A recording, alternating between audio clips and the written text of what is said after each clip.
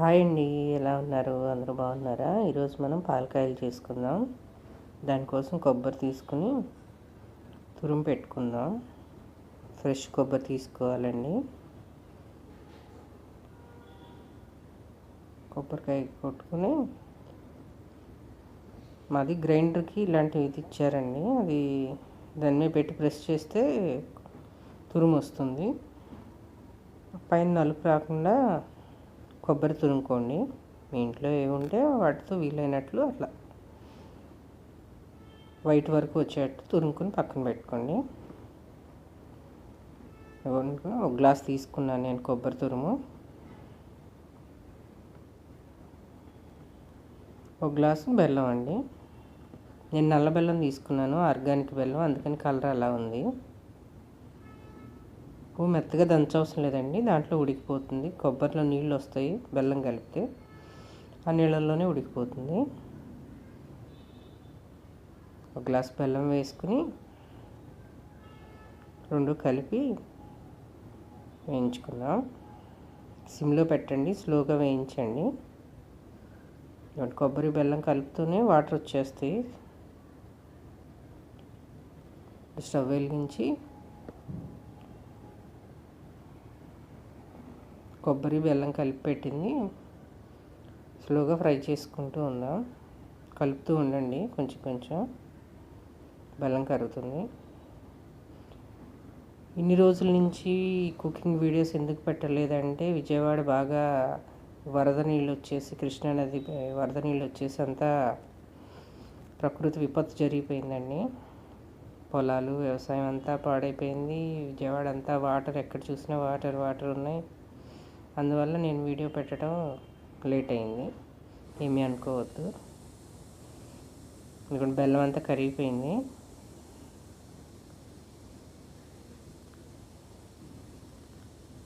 బాగా డ్రై అవ్వాలండి, దాంట్లో వాటర్ ఏమి ఉండకూడదు. డ్రై అయిన తర్వాత లడ్డు చేసి పక్కన పెట్టుకుందాం. అది వీడియో క్లిప్ మిస్ అయింది.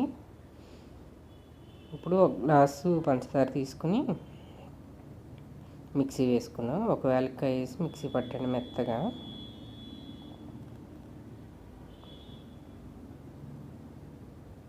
కొబ్బరి బాగా ఆరిన తర్వాత లడ్డు చేయండి, లేకపోతే చెయ్యి వేడి పట్టుకోలేదు. మెత్తగా పౌడర్ చేసుకున్నాం కదా. ఇప్పుడు పాలు వేడి చేసుకోండి.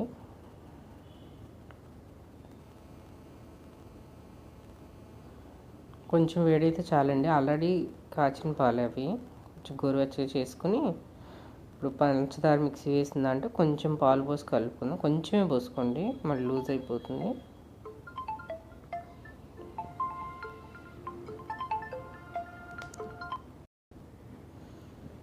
బాగా కలుపుకొని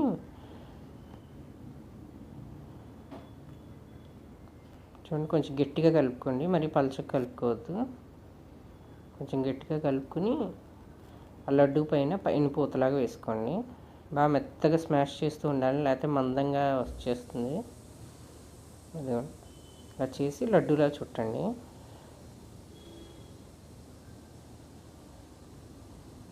చుట్టంగానే కొంచెం మెత్తగా ఉన్నా ఆరిపోయినా బాగా గట్టిపడుతుందండి.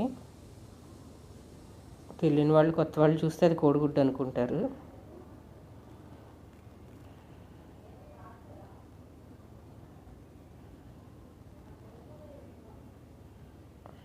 పక్కన పెట్టుకుని మళ్ళీ రెండోసారి ఒత్తుకుందామండి. ఆరిన తర్వాత మళ్ళీ రౌండ్గా బాల్ లాగా ఒత్తుకుని ప్లేట్లోకి తీసుకోండి. చూడండి, అచ్చం ఎగ్ ఉన్నట్టే ఉంది కదా, కోడిగుడ్డు ఉన్నట్టే.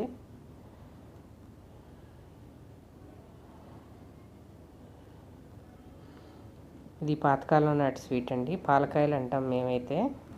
మీ ఊర్లో మీరేమంటారో కామెంట్ చేయండి. నచ్చితే లైక్ చేయండి, షేర్ చేయండి, సబ్స్క్రైబ్ చేసుకోండి.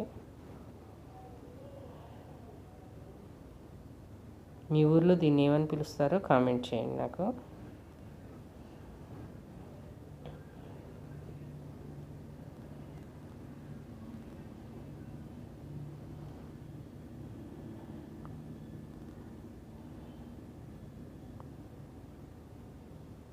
పాతకాలంలో అయితే ఇంట్లోనే చేసేవాళ్ళండి స్వీట్. ఏదైనా ఫంక్షన్ జరిగితే 5 రకాలు 9 రకాలు అని స్వీట్లు ఇంట్లోనే చేసేవాళ్ళు. వాటిలో ఇదొక స్పెషల్. గోరుమిట్లు, కజ్జికాయలు, పాలకాయలు, స్వీట్స్ అన్నీ ఇంట్లో చేసేవాళ్ళు. కజ్జికాయలు అలాంటివన్నీ, మిఠాయి ఉండలు. ఈ రోజుల్లో చేయలేకపోతున్నారు అందరూ, అంత ఓపిక కూడా ఉండట్లేదండి.